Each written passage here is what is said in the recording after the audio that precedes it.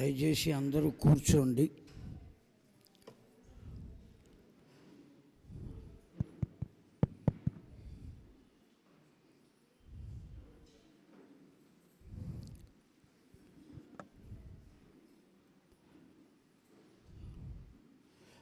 మన ఈ జ్ఞానయజ్ఞంలో రోజుకొక్కరు చొప్పున మహానుభావులు వస్తున్నారు. మొదటి రోజున బాచంపల్లి వారు వచ్చారు.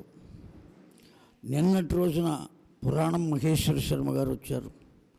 ఇవాటి రోజున అనేక శీర్షికలను గురించి శిఖరప్రాయంగా సంభాషించగలిగిన, వక్తవ్యాన్ని ప్రదర్శించగలిగినటువంటి విదుషీమణి రావి రమాదేవి గారు వచ్చారు. ఈరోజు వారిని సాదరంగా వేదిక మీదకి రావలసిందిగా ఆహ్వానిస్తున్నాం.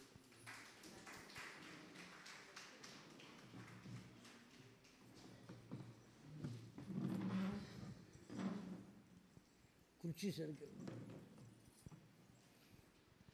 స్తంభానికి అటుగానే ఇటుగానే వేయి, కనపడాలి కదా.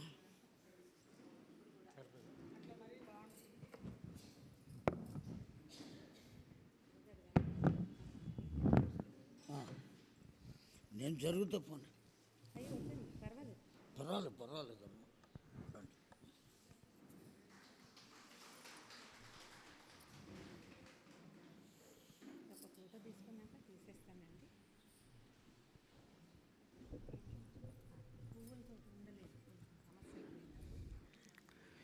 ఈ మధ్యనే ఓ చోట చూశాను నేను, వారికి కిరీటాన్ని కూడా అలంకరింపజేశారు.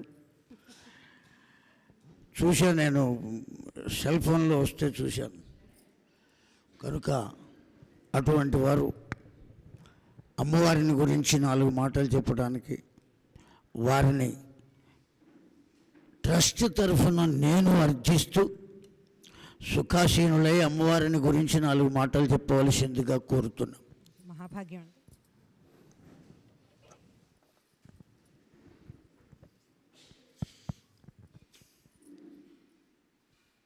శ్రీమాత్రే నమః.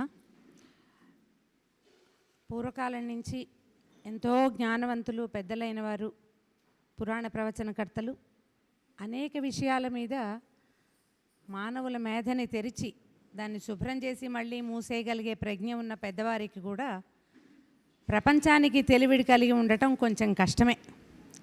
వారిని ఎవరు దర్శిస్తారో వారికి తప్ప మిగిలిన ప్రపంచానికి తెలిసే అవకాశం లేదు. కానీ ఇటీవల కాలంలో మన కరోనా మహమ్మారి పుణ్యమా అని సోషల్ మీడియా బాగా ప్రబలిపోయి మాలాంటి మామూలు వాళ్ళు కూడా ఏదో కథలు, కాకరకాయలు, 4 కబుర్లు, ప్రజలందరికీ తెలిసిన మాటలే మళ్ళీ ఇంకొకసారి చెప్పగలిగే వక్తలందరూ మహావక్తలైపోయి ఇలా పెద్దవారి పక్కన శ్రీపాదరేణువని చెప్పడానికి కూడా వీల్లేని మాలాంటి వాళ్ళు వారి పక్కన కూర్చోగలిగే అవకాశాన్ని సోషల్ మీడియానే ప్రసాదించింది. ఆ సోషల్ మీడియాకి మాలాంటి వాళ్ళు కృతజ్ఞులుగాను ఉండాలి. మీరందరూ దానికి ఏమన్నారంటే మహారాజ పోషకులుగా ఉండడం వల్ల నేను ఇవాళ ఇక్కడ కూర్చోగలిగాను. ఈ శ్రీశైల మహాక్షేత్రంలో ఏవో 2 మాటలు చేతొచ్చినవి, అంత బాగా చేతకాకపోయినా కూడా మాట్లాడేందుకు ఒక అద్భుతమైన అవకాశం నాకు లభించింది. మొదటి కాలంలో ఏవో కథలు చెప్పడానికే మొదలుపెట్టిన విషయము, తర్వాత దేవాలయాల గురించి మాట్లాడడము, అమ్మవారి గురించి మాట్లాడడము, అట్లా ఏదో చిన్న చిన్న ప్రయత్నాలు చేస్తూ మెల్లిగా నాకు నేను తెలుసుకున్నాను. నాకు ఇది తెలుసు ఇంతకుముందే ఎప్పుడో. ఈ మాట్లాడే సంగతులన్నీ కూడా బహుశా పూర్వజన్మలో, ఈ జన్మలో నేను పండిత వంశంలో పుట్టాను. పెద్ద ఇంగు ముద్దని కట్టిన ఒక మహావస్త్రంలోని ఆఖరి పేలికని నేను. నాలో ఒక 10 దారాలు కూడా ఉన్నాయో లేదో, కానీ ముందు జన్మలో బహుశా అప్పుడు కూడా కొంచెం పెద్ద వస్త్రాన్ని అయ్యి ఉంటాను నేను.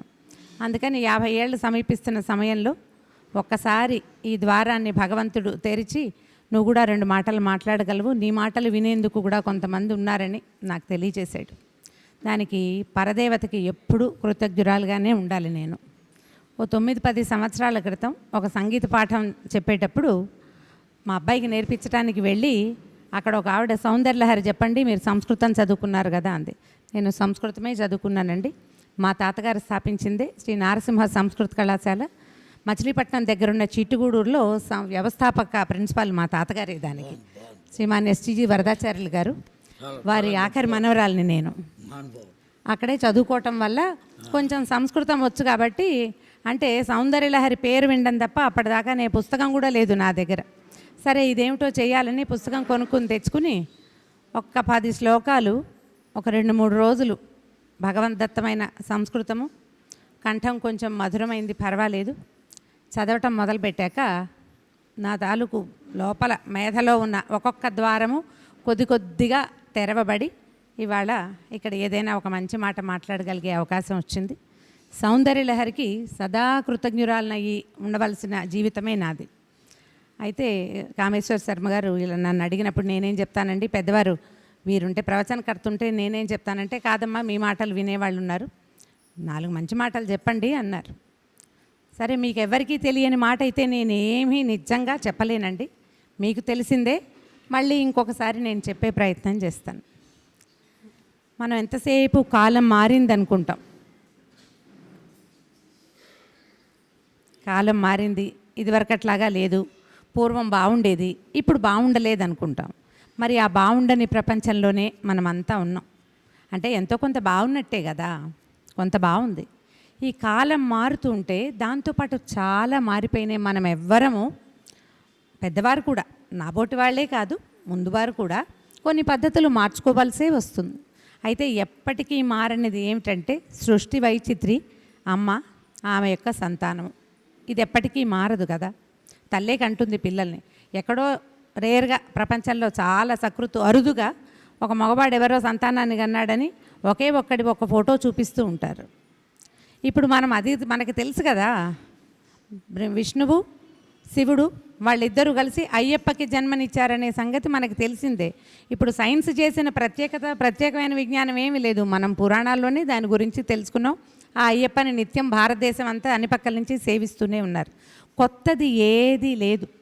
ప్రపంచం మారుతూ వెళ్తుంది. కానీ దీంట్లో సృష్టి తల్లి మారనట్టే భగవద్ అనుభవము, భగవద్ ఆవేశము ఎప్పటికీ మారవు. ఈ భగవంతుణ్ణి మనం ఎట్లా అనుభూతి చెందుతాం? పరదేవతని. కింద పడ్డాం, ఒక దెబ్బ తగిలింది, దారిపోయే అమ్మతల్లి ఎవరో ఒక ఆయన ఎవరో మనని లేవదీస్తాడు. అయ్యో అమ్మ పడ్డావా అంటాడు. మీ ఇల్లు ఎక్కడా అంటాడు.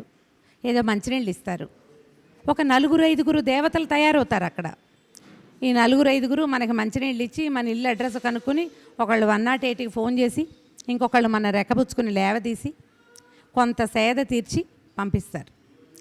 వీళ్ళని మనం మనుషులనే అనుకుంటాం, కానీ మనకి లోపల తడుతుంది దేవుడు ఉన్నాడు, అమ్మ ఉంది.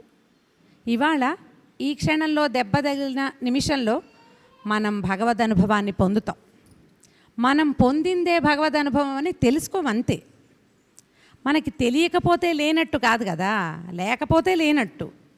మనకి తెలియనంత మాత్రాన అది లేదని అది కాదని మనం ఎట్లా అనగలుగుతాం? గాలి ఉందో లేదో తెలీదు, చెట్టు కదిలితే తెలుస్తుంది. మనం పీలుస్తూనే ఉన్నాం కదా, కాబట్టి ఉన్నట్టే. ఈ ఉన్నదానిని మనం అనుభూతి చెందటం ఎట్లా అనేదే ఎప్పుడూ ప్రశ్నగా ఉంటుంది. ప్రపంచంలో ప్రతి వాళ్ళకి మోక్షమేనట, మానవులకి అంతిమ లక్ష్యం. మనమేం అలా అనుకోం. సాధారణంగా మనకి మోక్షం కావాలి, నీకేం కావాలి అని అడిగితే వెంటనే మనకు ఒక లిస్ట్ వస్తుంది. కొంచెం సుమారైన వయసులో ఉన్న వాళ్ళైతే, మధ్య వయసు వాళ్ళు ఇల్లు, మా పిల్లలకి సెటిల్మెంటు, ఆ పిల్లలు కన్నా పెళ్ళి అయితే పెళ్ళి కాకపోతే వాళ్ళకి పెళ్ళి, వాళ్ళకి పిల్లలు, వాళ్ళకి సెటిల్మెంటు, ఇల్లు వాకిలి పొలము, ఈ కాస్త అమిరితే ఇంకొంచెం కాస్త అది కూడా అమిరితే తర్వాత ఇప్పుడు మనం చక్కగా ఇట్లా క్షేత్రానికి వచ్చాం కదా, హాయిగా సంసారాన్ని ఓ పక్కన పెట్టి క్షేత్రానికి వెళ్దాం, అక్కడికి వెళ్దాం, ఇక్కడికి వెళ్దాం, గుళ్ళు గోపురాలు తిరుగుదాం, ఈ బతికుండగానే ఒక పుణ్యం చేసుకుందాం, ఇలాంటివే మనం చెప్తాం. కానీ నాకు మోక్షం కావాలి అని ఏ మానవుడైనా ఏ దశలో అయినా చెప్పగలుగుతామా? చెప్పలేము, మనకు తెలియదు అసలు. కానీ అంతిమ లక్ష్యం మాత్రం అదే ఉంటుంది. ఈ అంతిమ లక్ష్యం కోసం మన ముందు తరాల వాళ్ళు కొంచెం తెలివిగా ఉండేవాళ్ళు. వాళ్ళకి తెలుసు, మనకంటే తెలియదు, మనకు అర్థం కావట్లే. మనకి ప్రపంచం విసిరేటువంటి ఈ రకరకాల మాయాజాలాల వ్యామోహంలో పడిపోయి ఈ ఇల్లని వాకిలని కారని ఏమిటో అని అవన్నిటిలో పడి అసలు మనకేం కావాలనేది మనం ఎప్పటికీ తెలుసుకోము, మనకు అర్థం కాదు కూడా. అన్నీ లభించాక ఇంకేదో కావాలనిపిస్తుంది. మన ముందు తరాల వాళ్ళకి తెలుసు. అందుకని వాళ్ళ పద్ధతులు ఎలా ఉండేవి? మోక్ష సాధన కోసం ప్రయత్నం చేయడానికి అలవాటుగా కొన్ని ఖచ్చితమైన విషయాలు ఉండేవి. నిత్యాగ్నిహోత్రం. ఇప్పుడు ఏది? ఎవరో నిత్యాగ్నిహోత్రులు అంటే మహానుభావులని వాళ్ళకి దండం పెడతాం, కానీ ఆ పని చేయడానికి మనకి సాహసం లేదు, ధైర్యం లేదు, మన వల్ల కాదు. రోజు ఎక్కడ చేస్తాము? ఒకటే పని, మన వల్ల అవ్వదు, అది చేయలేం. నిత్య సంధ్యావందనం అది చేసేవాళ్ళు మాత్రం ఎంతమంది ఉన్నారు? చాలా తక్కువ.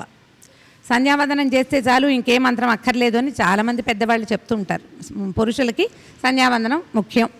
ఆ తర్వాత నువ్వు ఏ మంత్రమైనా, సంధ్య వార్చందే ఏ మంత్రము పనిచేయదు. సంధ్యలోనే చెప్పారు, యదహ్నాత్ కురుతే పాపం తదహ్నాత్ పరిముచ్యతే, యద్రాత్యాత్ కురుతే పాపం తద్రాత్యాత్ పరిముచ్యతే. ఎట్లా? ఇప్పుడు అన్నంలో ఈ పూట చేసిన పాపం ఈ పూటే పోతుందంటే మనం వింటామండి? ఎవరు వింటున్నారు? చాలా తక్కువ మంది, కొంతమంది మాత్రమే. ఆ కొంతమందినే మహానుభావులని వాళ్ళకి కుర్చీ వేసి కూర్చోబెట్టి వారికి దండం పెట్టుకుంటున్నాం, కానీ వారి విధానాన్ని మనం ఎవ్వరమూ పాటించట్లేదు. మన తర్వాత తరాలతో పాటింపచేసే ప్రయత్నం చేయటల్లా. ఎందుకంటే మన తర్వాత తరము మనని తృణీకరిస్తుంది. ఇది ఏదైనా చేయమన్నాం అనుకోండి, నీకు చాదస్తాం అంటారు పిల్లలు. నీకు చాదస్తాం అదెందుకు? చనిపోయాక పెద్దవాళ్ళు అయ్యాక చేయొచ్చు అంటారు. మంత్రోపదేశం గురించి రకరకాల మాటలు. ఇప్పుడు సోషల్ మీడియా వచ్చాక అందరూ మంత్రోపదేశం వైపు పడ్డారు. అందరూ లలితా సహస్రనామ పారాయణ, లలితా సహస్రం మీద మాట్లాడడము, శబ్దాలు. మొట్టమొదటి శ్లోకం మొదలు పెట్టబడి సింధూరారుణ విగ్రహం అని మొదలెడతారు. ఈ సింధూరం అన్నాక ఇంకేముంది? అమ్మగారు లేచి వెళ్ళిపోతుంది. అమ్మ వీడికి రాదు, ఎందుకు వచ్చింది వీడితోటి? వచ్చిన వాడు ఎవడైనా మంచి మాటలతో పిలుస్తాడేమో, అక్కడికి వెళ్ళి విందాంలే అని చెప్పి అమ్మవారు వెళ్ళిపోతుంది. మొదటి అక్షరమే తప్పు. అక్కడి నుంచి వీళ్ళు బోధిస్తారు. ప్రపంచమంతా అటు పరిగెడుతుంది. సౌందర్యలహరి వైపు పరిగెడతాము. అసలు చిన్నది చెయ్యమే మనం. మనకి చాతొచ్చిన పని చాలా చిన్నది. మనకి చాతొచ్చిన పని అండి ఏమొస్తుంది? మనుషులందరికీ తినడం వస్తుంది, సహజంగా వచ్చేది కదా. దాని తర్వాత మనం నేర్చుకుంటాము, కాలకృత్యాలు సహజమైనవి జరిగిపోతాయి. స్నానం, సంధ్య, వేళకి ఏదో ఇంత దీపారాధన చేయటం, ఏదో నైవేద్యం చేసుకోవటం, ఎవరికైనా సహాయం చేయటం, ఇలాంటి సాధారణ క్రియలతోటి మనం అమ్మని చేరచ్చని మనకు తెలుసా? తెలుసు మన చిన్నప్పుడు. ఇప్పుడు మాత్రం మనం అది తెలుసుకోవటంలో. ఏమిటో చదవాలి, ఏదో మంత్రం చేయాలి, ఎంతో జపం చేసేయాలి. అందులో ఎన్ని అపభ్రంశాలు వస్తాయో, ఎన్ని తప్పులు వస్తాయో, ఎన్ని పొరపాట్లు జరుగుతాయో. నిత్యం చేసే స్నానం ఒకే సమయానికి చేయండి, నిత్యం చేసే దీపారాధన ఒకే సమయానికి చేయండి. నిత్యము ఖచ్చితంగా ఇది నివేదన అని పెట్టుకుని ఆ నివేదన కోసం మీరు ఏ పనైనా మానేయండి. నివేదన మాత్రం తప్పకుండా జరగాలి. ఈ నియమం పాటిస్తేనే అమ్మ పలుకుతుంది, ఆమెకి నచ్చుతాం మనం. ఈ నియమం లేని ఏ పని చేసినా, ఎన్ని చేసినా, ఏం చేసినా ఏ ప్రయోజనము లేదు. ప్రపంచానికి నియమం నేర్పించే ప్రయత్నం మాత్రమే చేయాలి. నువ్వు ఇప్పుడు అదేదో చెయ్యి, పూజ చేయి, జపం చేయి, బోల్డెన్ నోవులు ఉన్నాయి అవి చేయంటే పిల్లలు వినకపోవచ్చు. వేళకి పొద్దున్నే 6 గంటలకులే సూర్యుడి ముందు నుంచో ఒక్క దండం పెట్టు. ఇది కూడా మనం వినిపించలేమా అండి? వినిపించలేకపోతున్నాం. ఎందుకంటే ఇది చాలని మనకే తెలియటం లేదు. మనం పరిగెడుతున్నాం ఎక్కడికో. రోజు ఈ సమయానికి దేవి భాగవతమో, ఏ మాఘపురాణమో, కార్తీక పురాణమో ఏదైనా ఒకటి చదవాలి, లేదా ఒకటి వినాలి. లాంటి సాధారణ నియమం కూడా మనని అమ్మ దగ్గరికి చేర్చేస్తుంది. కాదు, మనకి మంత్రోపదేశాల మీద చాలామందికి ఆసక్తి ఉంటుందండి. ఎప్పుడు మంత్రం చేయాలి, ఆ సమయం దాటిపోతుంది, చేయలేకపోతాం. ప్రపంచం రకరకాల సవాళ్ళు విసురుతూ ఉంటుంది. ఈ సవాళ్లలో పడి తీసుకున్న మంత్రానికి న్యాయం చేయలేం. పూర్వం ఒక కథ చెప్తారండి. ఒక వ్యాపారస్తుడు, అంటే పెద్ద మోతుబరి రైతైన ఒక బ్రాహ్మణ ఆయన ఒక గ్రామంలో ఉండేవారు. అగ్రహారమే అది. ఆయన కొంచెం మెతకవాడు, ఆయనకి మంచి వ్యవసాయం ఉంది. ఆయనకి చిన్నతనం నుంచి సంధ్యావందనం కాకుండా అమ్మవారి మంత్రం ఏదైనా ఒకటి తీసుకోవాలి, ఒక రాజరాజేశ్వరి మంత్రం, అలాంటి కోరిక ఉండేది. వారిని వీరిని అడిగేవాళ్ళు. ప్రతి వాళ్ళు ఏమనేవి, ఎందుకయ్యా నీకు హాయిగా సంసారంలో ఉన్నావు, రోజువారీ చేసుకుంటే వాళ్ళ ఇంట్లో అగ్నిహోత్రం ఉంది, ఆయనకి నిత్య సంధ్యావందన విధి ఉంది, పెద్దలకి తిథులు అవి పెట్టే పద్ధతి ఉంది, తర్వాత మన అన్ని రకాల సంక్రమణాల్లో పెద్దవారికి నీరు ఇవ్వటం, ఇవన్నీ పద్ధతులు ఉన్నాయి. కానీ ఆయనకి ఇంకా ఉంది ఏదో కోరిక, అమ్మకి దగ్గర అయిపోవాలని.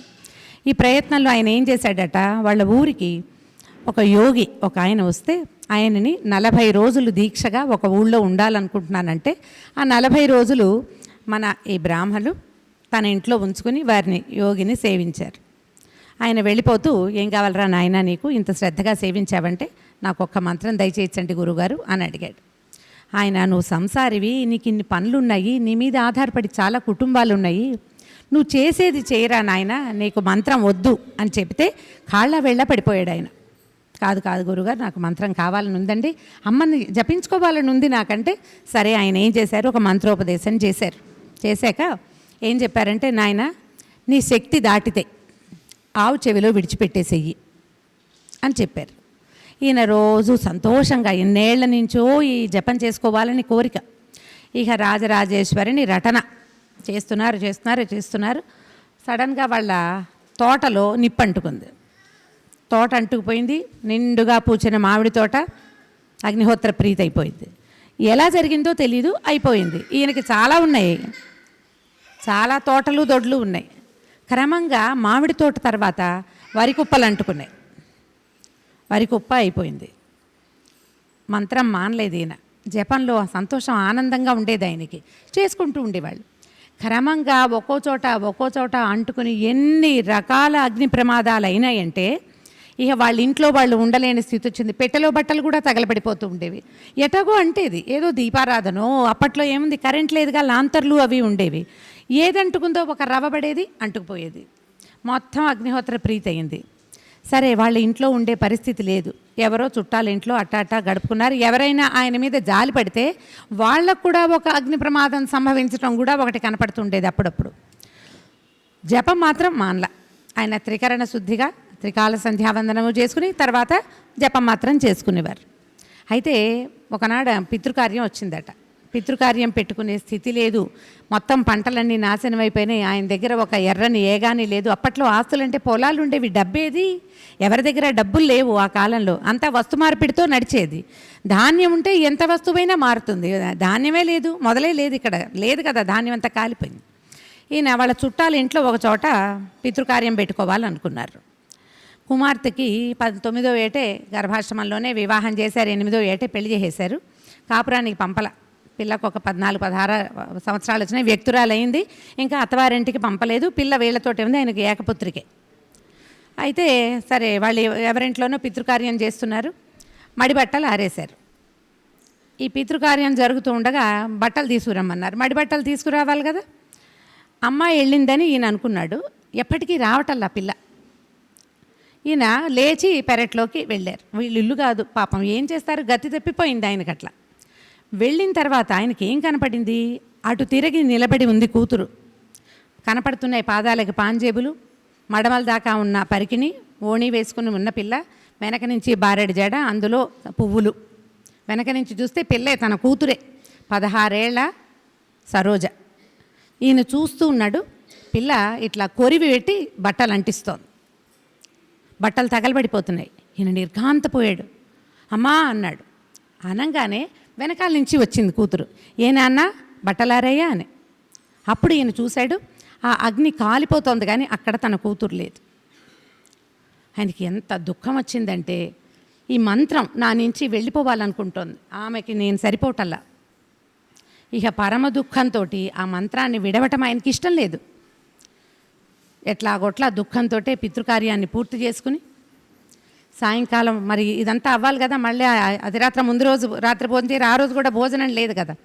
ఆయన ఆ రాత్రి పచ్చి గంగ ముట్టలేదట. పితృకార్యంలో ఏం ప్రసాదం తిన్నారో. మర్నాడు పొద్దున ఊరి పురోహితుడిని పిలిచి, నేను ఒక మంత్రాన్ని విడవాలనుకుంటున్నాను, నాకు మళ్ళీ మంత్రం చెప్పమని అడిగి ఆవు చెవిలో ఆ మంత్రాన్ని విడిచిపెట్టారు. ఆయన పరమ దుఃఖంతో ఉన్నాడు. వదలటం ఇష్టం లేదు ఆయనకి. ఆమె ఉంటే, ఆ మంత్రం ఉంటే తనని రక్షిస్తుంది అనుకున్నాడు. కానీ మంత్రం తన మితి దాటింది, తన శక్తిని దాటి ఉన్నది అని ఏ సాధకుడికి ముందు తెలియదు. ఆ కాస్త దాటాక తెలుస్తుంది. కొంతమందికి అసలు తెలియదు కూడా. ఈ బ్రాహ్మణాయనకి ఎట్లా తెలిసింది? ఆ వెలిగిస్తున్న స్వరూపము రాజరాజేశ్వరిని చూశాడు ఆ పుత్రికా స్వరూపంలో. ఆమె వెళ్ళిపోతానని తెలియజేయడం కోసం ఎన్ని చోట్లో మంట పెట్టి చూపించింది. ఎంత చెప్పినా వాడికి అర్థం కాలేదు ఆ బ్రాహ్మడు పాపం. అంటే ఈ వ్యక్తికి ఆ శక్తి మీద ఉన్న అమిత ప్రీతితోటి మంత్రాన్ని వదిలేశాక ఆ 2-3 రోజుల్లో ఆ యోగి ఆ ప్రాంతానికి వచ్చారు. నాయనా సరిపోయిందా అని అడిగాడు. ఇంతకంటేనా? 2 సంవత్సరాల పాటు ఆ బ్రాహ్మడి మొత్తం సర్వాస్తిని, ప్రతిదాన్ని పరశురామ ప్రీతి, అగ్నిహోత్ర ప్రీతి చేసిన తర్వాత అప్పుడు అతనికి తెలిసింది ఇది నా శక్తి కంటే పెద్దది. మనకి ఎంత శక్తి ఉందో అంతే చేయాలి. శక్తిని మించి అమ్మని కూడా కొలవకూడదు. నిప్పైతే మాత్రం ఇప్పుడు అగరబత్తి పుల్ల అదైతే మాత్రం అంటుకుంటే కాలుతుంది. శక్తిని తెలిసి ప్రతి వాళ్ళు ప్రవర్తించాలి. అందుకని గురువాజ్ఞ లేనిదే. గురువు నీకు ఇది చాలు అంటే కాదండి మాకు ఇంకా చెప్పండి ఇలా అడుగుతారండి. ఇప్పుడు నా దగ్గరకు వచ్చేవాళ్ళు నాకే మంత్రోపదేశం లేదండి, భగవంతుడు అనుకూలించి అష్టాక్షరి ఉపదేశం మా అమ్మగారు ఉండగానే చేయించారు. తర్వాత ఇంకేం లేదు, మా మామయ్య గారు అంటుండేవారు గౌరీ అష్టాక్షరి గౌరీ పంచాక్షరి తీసుకోమ్మా అని. కానీ తీసుకోలే, అష్టాక్షరితోనే ఉండిపోయాను నేను.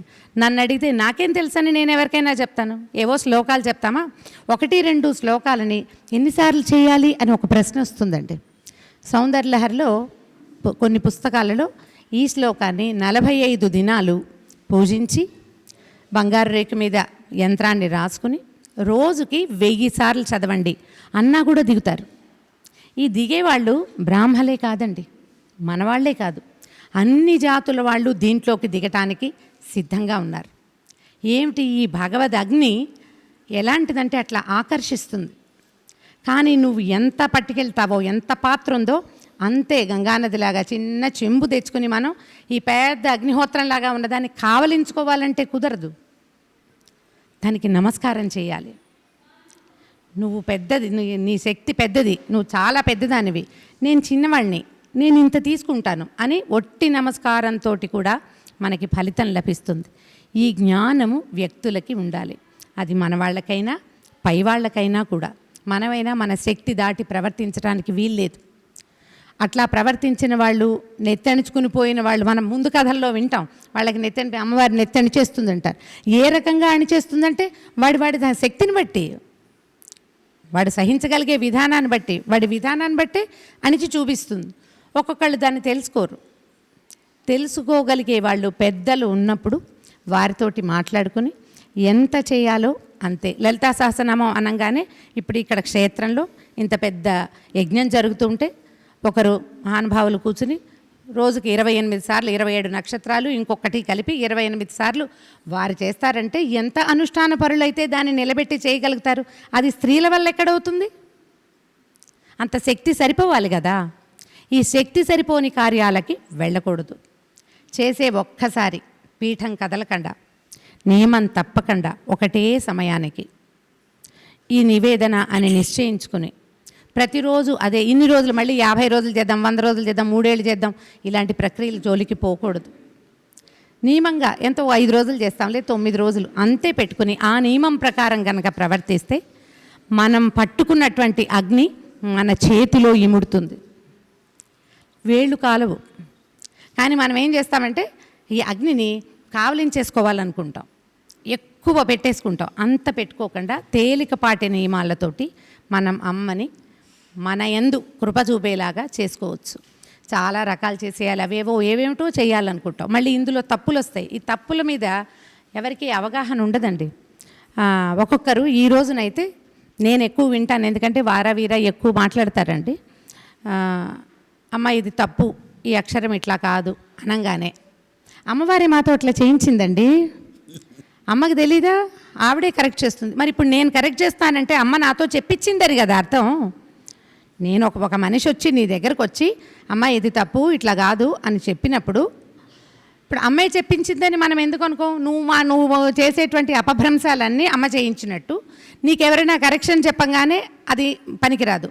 మీరెవరు మాకు చెప్పడానికి? అమ్మే ఏదో ఒక రోజు కరెక్ట్ చేస్తుందండి. ఎట్లా చేస్తుంది? ఎలాగా? ఏ రకంగా?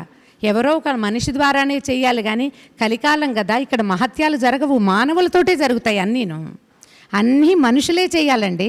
మనకి భగవద్ అనుభవం మనిషే కలిగించాలి. ఎక్కడా భగవంతుడు వచ్చి నిలబడి చూపించేది లేదు. ఇప్పుడు మనం ముందు చెప్పుకున్న కథ 600 సంవత్సరాల నాటిదండి. 600 ఏళ్ల క్రితం కూడా అమ్మ ఈ బ్రాహ్మణైన కుమార్తె రూపంలో వచ్చింది. మనిషి రూపంలోనే, మానవ రూపంలోనే మనకి భగవద్ అనుభవం కలుగుతుంది. ఎవరు మనకి కరెక్షన్ చేస్తారో వాళ్ళే మనుషులు. పూర్వం ఈ ఆటవిక గాథల్లో కొన్ని ప్రత్యేకమైన కథలు చెప్తారండి. ఒక అడవిలోనట ఒక ఆటవిక జాతి వాళ్ళు ఉండేవాళ్ళు. ఒకసారి వాళ్ళకి మామూలుగా ఏంటంటే చెట్లు కొట్టుకొస్తాయి సెలయేళ్లలో. వాళ్ళకు ఒక పెద్ద వృక్షం దొరికింది. ఈ వృక్షం ఎట్లా ఉందంటే అదొక మొద్దు, దానికి తల తోక లేవు, అంటే అది ఎట్లా ఉంది, ఒక స్థాణువుగా ఉందన్నమాట. పైనున్న రెమ్మలు ఏమీ లేవు, కొద్దిగా నున్నగా చేసేసినట్టుంది, వేళ్ల భాగం అంతా విరిగిపోయి ఉంది. ఆ మొద్దు నీళ్ళలో కొట్టుకొస్తుంటే వాళ్ళు ఏం చేశారంటే దాన్ని తీసి యువతలు పెట్టుకున్నారు. పెట్టి మనం అందరం దీంట్లో ఏమైనా వస్తువులు చేసుకోవచ్చు, పేళ్ళు వేసుకుందాం అనుకున్నారు మొదట. దాన్ని నిలబెట్టారు.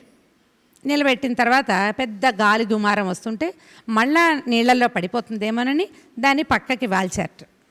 కొంతమంది కుర్రకారు ఈ వస్తువు ఇంత పెద్దదాన్ని లాక్కొచ్చారు కదా, అలిసిపోయి ఆ సెలయేటి పక్కనే సాగోరి పడుకున్నారు.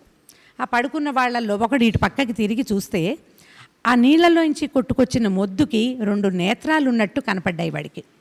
సాధారణంగా ఈ చెక్కల్లో చూడండి, మానుల్లో ఇన్క్లూజన్స్ అంటారు, లోపలే ఒక రకమైన చెక్క మరకగా ముదురుగా లేతగా ఉండి గబుక్కుని చూస్తే అది వాడికి నేత్రాల్లాగా కనపడుతుంది. వాడు ఒక బొబ్బ పెట్టి లేచాడు, అరే ఇది చూస్తోందిరా నాకేసి అని. అప్పుడు అందరూ చూసుకున్నారు. అది ఎట్లా ఉంది, ఒక వెడల్పాటి దుంగ, దానికి 2 నేత్రాల్లాగా కనపడుతున్నాయి, 2 మచ్చలు ఉన్నాయి. దూరం నుంచి చూస్తే ఒక మనిషికి 2 నేత్రాల్లాగా కనపడుతోంది. వాళ్ళు చాలా సంతోషించారు. దీన్ని కొట్టకూడదు, ఇదేదో జేజి, వాళ్ళకి తెలిసిన పదం అదే, అమ్మని వాళ్ళు అట్లా చెప్పుకుంటారు. ఇక అక్కడి నుంచి ఏం చేశారు, ఆ దుంగని జేజిగా భావించడం మొదలుపెట్టారు. అంతకుముందు వాళ్ళు ఏదో చెట్టుకి పూజ చేసేవారు, అదొక వేప చెట్టు. ఈ దుంగని బాగా వాసన చూశారు, అది వేప, మర్రె, మద్దె, ఇంకొకట జువ్వె వాళ్ళకి తెలియలే. కానీ నేత్రాలు ఉన్నాయి, అది సజీవ నేత్రాలతో తమ వైపు చూస్తున్నట్టు నమ్మారు వాళ్ళు. ఇక రోజు దానికి పసుపు కుంకం వేయటం, వాళ్ళకి ఏ దుప్పి దొరికినా చూపించేవారు. ఆమెకే దుప్పిలు దొరికితే చూపించేవాళ్ళు, పంటలు ఏవో పిచ్చి పంటలు పండించుకునేవాళ్ళు, 4 కాయలు కాస్తే ఆమెకు చూపించి తినేవాళ్ళు. క్రమంగా నివేదన చేసి తినే అలవాటు వచ్చింది వాళ్ళకి. సరే, ఆ దుంగని అట్లా పెట్టారు ఒక చోట అడవిలో. అయితే ఈ అడవికి చుట్టుపక్కల చిన్న చిన్న గ్రామాలు ఉన్నాయి. ఒక బ్రాహ్మణ ఆయన ఆ దారిని పోతూ, ఆయన ఒక వాళ్ళ ఊళ్ళో చిన్న గుళ్ళో పూజ చేసుకునేవాడు. ఆయన చూసి ఇక్కడ ఒక మూర్తికి పూజ జరుగుతోందని, అరే ఇట్లా కాదు, దీపారాధన చేస్తే బాగుంటుందిరా, శక్తి పెరుగుతుందని చెప్పాడు. మనం ఎవరైనా పెద్దవాళ్ళు చెప్తే నమ్ముతాం, వాళ్ళు కూడా నమ్మారు. ఈయన పూజారయ్యే కదా, అయ్యగారికి అన్నీ తెలుసని ఒప్పుకున్నారు. ఆయన ఏం చేసేవాడంటే రోజు 8 గంటల వేళ వచ్చి ఒక 2 ప్రమిదలు, ఆ కాలంలో ఇత్తడి ప్రమిదల ఇవేమైనా ఏమీ లేవు, మట్టి ప్రమిదలు తెచ్చి అంత నూనె పోసి దీపం పెట్టేవాడు. ఈ ఆటవికులందరూ అయ్యగారు మన జేజికి పూజ చేస్తున్నాడు కాబట్టి ఆయనకి దుంపలు ఇచ్చేవాళ్ళు, కూరగాయలు ఇచ్చేవాళ్ళు, ధాన్యం ఇచ్చేవాళ్ళు. యథాశక్తి ఈ పూజారిని వాళ్ళు పోషించుకున్నారు. కాలం గడిచింది, ఒక 6-8 సంవత్సరాలు అయింది. వీళ్ళు ఏం చేశారంటే ఆ జేజికి చుట్టూతా ఒక గుడిసెలాగా ఏర్పాటు చేశారు, వానకి తడవకుండా. ఈ బ్రాహ్మణ ఆయన తెలివితేటలతోటి చెప్తున్నాడు, ఆయనకు తెలుసు కదా, పెద్దవాడు, దేవాలయంలో పనిచేసేవాడు, ఏదైనా ఒక ఆచ్ఛాదనం ఉండాలిరా అంటే ఒక గుడిసెలాగా ఏర్పరిచారు. అందరూ వంగి లోపలికి వెళ్ళి ఆమెకి దండం పెట్టి వచ్చేవాళ్ళు. ఇది జరిగేది కొంతకాలం. ఒకనాడు ఏమైందంటే మంచి వర్షాకాలం, ప్రజలంతా ఈ ఆటవికులంతా ఎవరి గోల్లో వాళ్ళు ఉన్నారు. ఈ బ్రాహ్మణ ఆయన చాలా లేట్ అయిపోయింది, దీపం పెట్టలేపాడు. పొద్దున జోరున వాన, కొంచెం 11 గంటల దాకా అయిపోయింది. అపరాహ్నం అయ్యే లోపల దీపం మరి మన జాతి లక్షణం కదా, అపరాహ్నం అయ్యే లోపలైనా సరే అమ్మకి ఏదో ఒకటి చూపించాలనుకుంటాం. మిగిలిన వాళ్ళకి అది ఉండదు, మనకు ఉండేది, అప్పుడు ఉండేది, ఇప్పుడు కూడా ఛాయామాత్రంగా మనం వదిలిపెట్టకుండానే ఉన్నాం. ఆయన ఎటాగొట్ట వానలో ఈడ్చుకుంటూ వచ్చాడు. ఆయన కొన్ని చెట్లు దాటుకుని వస్తుంటే ఆయనకి ఏం కనపడిందంటే, ఒకడు గుర్రంతో వచ్చి ఆ దేవాలయం లాగా ఉన్న ఆ గుడిసె దగ్గర నుంచున్నాడు. వాడు ఒక గొడ్డలు తీసుకుని లోపలికి వెళ్తున్నాడు. ఈయన అందామనుకున్నాడు. ఆయనకి ఏమనిపించింది, ఈ గొడ్డలతోటి ఆ లోపల ఉన్న అమ్మ స్వరూపంలో ఉన్న ఆ దారుమూర్తిని వాడు ఏదో చేస్తాడని అనుకున్నాడు. సడన్గా ఆయనకి ఏం కనపడింది, ఆ దారుమూర్తి ఉన్న గుడిసెలో నుంచి ఒక నడి వయసు స్త్రీ బయటకు వచ్చింది. వాడితో మాట్లాడుతోంది, ఆ వచ్చిన వాడితోటి. వాడు ఎట్లా ఉన్నాడు, పెద్ద పెద్ద మీసాలు, వాడు ఆ ప్రాంతపు బందిపోటుల్లో ఒకడిగా ఈయన నిర్ధారించుకున్నాడు. ఆ లోపల నుంచి వచ్చిన ఆవిడ నడివయసు స్త్రీ, ఆటవిక స్త్రీలాగానే ఒక చీర కట్టుకుని ఉంది, ముఖాన బొట్టు అది ఉంది, ఏవో వస్తువులు కూడా ఉన్నాయి, ఆయనకు తెలియటల్లా. కానీ ఒక ప్రౌఢ ఆవిడ, ఒక 30-40 ఏళ్ళు ఉంటాయి. ఆమె ఇట్లా రొంటి నుంచి ఒక ఇంత మూట తీసి వాడి చేతిలో పెట్టింది. వాడు ఇట్లా అన్నాడు, అనంగానే మోగింది. ఎంత స్థితిలో అయినా ధనము మనుషులని ఎట్లా చేస్తుందండి, డబ్బు శబ్దం తెలుస్తుంది, నిద్రలో కూడా నోట్లు లెక్క పెట్టే సౌండ్ తెలిసిపోతుంది మనకి. ఈ కాలం అయితే. పాతకాలంలో కాయిన్స్ ఉండేవి కదా, నాణ్యాలు ఉండేవి. ఈ మూట కదిపేసరికి నాణాలు కదిలిన చప్పుడు దూరంగా వర్షంలో నిలబడి ఉన్న ఆ బ్రాహ్మణాయనకి వినపడింది. ఈయన చూస్తూ ఉండగానే వాడు ఆ నాణ్యాలు పట్టుకుని గుర్రమెక్కి వెళ్ళిపోయాడు. ఆ నడివయసు ఆవిడగా కనపడుతున్న ఆవిడ లోపలికెళ్ళి దారువులోకి వెళ్ళిపోయింది. ఈయన కనిపించిన అమ్మా, ఇన్ని సంవత్సరాల నుంచి సేవిస్తూ ఉంటే ఈవిడ నాకు ఒక్క పావలా ఇవ్వలేదు, వీడెవడో గొడ్డలు పుచ్చుకు వచ్చేసరికి ఇంత ఇచ్చేసిందే మూట. ఆ మూట ఉంటే నా కొడుకు బాగుంటాడు, కూతురు బాగుంటాడు, 100 ఆలోచించాడు. ఇల్లు వాకిలి కట్టుకోవచ్చు, ఈ వానలో పడి ఏడవలసిన పని ఏమిటి, ఒక మంచి గొడుగు చేయించుకోవచ్చు, చెప్పులు కొనుక్కోవచ్చు, గుర్రం కొనుక్కోవచ్చు, ఎడ్ల బండి కట్టి ఎన్ని చేయొచ్చండి డబ్బులుంటే. ఈ మొత్తం ఆలోచన అంతా వచ్చేసింది. ఈయన అనుకున్నాడు, ఓహో ఈవిడికి దెబ్బకి దయ్యం దిగుతుందన్నట్టుగా దెబ్బకి జడుస్తుంది అమ్మ, వాడు గొడ్డలు తెచ్చాడు కాబట్టి ఇచ్చింది. ఈయన ఏం చేశాడంటే అటు ఇటు చూశాడు. ఆ చెట్ల కొమ్మలు కొన్ని విరిగి పడున్నాయి. ఒక చేపాటిగా ఉన్న ఒక కర్ర పుచ్చుకుని లోపలికి వెళ్ళాడు. వెళ్ళి ఎత్తి ఒక దెబ్బ హరిహరి వేయబోయాడు. వేశాడు. అనంగానే పెద్ద మెరుపు వచ్చింది అందులో నుంచి. కళ్ళు పోయింది ఈయనకి. క్షణంలో తనకి కళ్ళు కనపట్టలేదని వెంటనే అర్థమైపోయింది ఆయనకి. ఎప్పుడైతే కంట్లోంచి మంట వచ్చేసిందో అక్కడి నుంచి వచ్చింది మెరుపు, కళ్ళు పోయేసరికి కళ్ళు మండిపోతున్నాయి. ఆ చేతిలో ఉన్న కర్ర వదిలేస్తాం. మనకి ఏదైనా కంటికి ఏదైనా అవ్వంగానే ముందు చేతులు కంటి మీదకి వెళ్ళిపోవు. ఆ కళ్ళు మూసుకున్నాడు, అమ్మా అని కేక పెట్టాడు. ఒక క్షణంలో అర్థమైంది ఆయనకి, నేను చేయబోయింది తప్పు, నా కళ్ళు పోగొట్టేసింది ఈవిడ. కళ్ళు మూసుకుని వలవలా ఏడ్చాడు. ఇంతకాలం నుంచి సేవిస్తున్నాను, నా కళ్ళు తీసేసుకున్నావే నువ్వు. వాడెవడో వచ్చి గొడ్డలెత్తితే డబ్బిచ్చావు వాడికి. నేనెందుకు పనికి రాలేదమ్మా నీకు బ్రాహ్మణ్ణి? రోజు ఇంట్లో అగ్నిహోత్రం చేసుకుని నీకు దీపం పెట్టడానికి వస్తా కదా, వాడికి ఇచ్చినంత నాకు ఇవ్వకూడదా? పైగా కళ్ళు కూడా తీసేసుకున్నావు. ఇప్పుడు రేపటి నుంచి నీ సేవ నేను ఎట్లా చేస్తాను అన్నాడు. ఆవిడ లోపల నుంచి బయటకు వచ్చింది. ఏరా, నింద చేసే ముందు నీకు జ్ఞానం లేదు? ఒకడు నా మీద గొడ్డలెత్తాడంటే వాడికి నేను జేజిగా తెలీదు, నన్ను చెక్కనుకుంటున్నాడు. వాడు నన్ను దారువుగా భావించి వాడి పెళ్ళాం బిడ్డలకి అన్నం పెట్టడానికి పేళ్ళేసుకోవటానికి నా మీదకి గొడ్డలెత్తాడు వాడు. ఇది నువ్వు కొట్టేది కాదురా, వాళ్ళందరూ పూజ చేసుకుంటున్నారు, నీకు డబ్బేగా కావాలి, వాళ్ళందరినీ బాధ పెట్టకు, ఈ డబ్బులు తీసుకుపో అని పంపించేవాడిని. కానీ నువ్వు జ్ఞానివి, 10 సంవత్సరాలుగా నేను ఇక్కడ ఉన్నానని నమ్మి నన్ను నువ్వు సేవిస్తూ వాడెవడికో డబ్బులు ఇచ్చానని ఇప్పుడు నన్ను కొట్టడానికి వచ్చావు. నీకు కళ్ళేనా తీసుకోవాల్సింది? నేను నీ దగ్గర నుంచి ఇంకోటి తీసుకోవాలి. కానీ నిన్నెందుకు వదిలిపెట్టానంటే 10 సంవత్సరాల నుంచి నువ్వు చేసే సేవని నమ్మి ఈ ఆటవికులందరూ నేనున్నాననుకుంటున్నారు. నేనున్నానన్న నిరూపణ కోసమే నిన్ను బతికించి ఉంచాను. పో, ఇంకొకసారి రావద్దు నా దగ్గరికి అని చెప్పేసి బయటికి వెళ్ళిపోయాడు. ఆయన నిజంగానే వెంటనే తెలిసింది తను చేసింది ఎంత తప్పు, ఎంత పొరపాటు, ఎంత చేయకూడని పని. అసలు ఈ ప్రశ్న రావచ్చునా మనకి? మానవులందరూ చేస్తారు. మనకొక్క కష్టం రాగానే దేవుడు లేడు, దేవుడు అనేవాడు ఉంటే ఇలా జరుగుతుందా? అసలు దేవుడు ఎక్కడా? వెంటనే పూజ మానేస్తారు. అన్నం మానరండి అడ్డగాడిదలు, అన్నాలు మానరు ఒక్కడు. అన్నం మానడు, ఇన్వాలంటరీగా అట్లా తీసుకునే గాలి మానే ప్రసక్తే లేదు. అసలు మన అవసరం లేదుగా, గాలి లోపలికి పోతూ ఉంటుంది. ఏది నీకు అంత కష్టం వస్తే ముందు ఊపిరాపేయి, అది ఆపవే, అది ఆపవు. ఆకలి ఆగదు. ఏం ఆగుతుంది? భగవత్ పూజ ఆగుతుంది. భగవంతుణ్ణి ప్రశ్నించటం మానేయాలి. ఇప్పుడు మనకు ఒక కష్టం వచ్చిందంటే అది ఇవాల్టి కష్టం కాదు, ఈ రోజున నువ్వు చేసిన మంచికో చెడుకో ఫలితం మాత్రమే కాదు. నువ్వు ముందు ఏం మోసుకొచ్చావో సద్ది మూట, నువ్వు మోసుకొచ్చింది నువ్వే మోసుకోవాలి కదా, నువ్వు తెచ్చుకున్నది. దాని అనుభవం ఇది, దాని ఫలితం ఇది అన్న జ్ఞానం లేకుండా ప్రవర్తించే కాలంలోకి మనం వచ్చేసాం. ప్రశ్న మానాలి, ప్రశ్నలు మానేయాలి. నీకంత జ్ఞానం లేకపోతే జ్ఞానులు పెద్దవాళ్ళు 4 మంచి మాటలు చెప్తే ఆ మంచి మాటల్లోంచి నీకు అర్థమైనంత ఎంతో కొంత తీసుకుని దాని మీద ప్రవర్తించి జీవితాన్ని ముందుకు తీసుకెళ్ళాలి.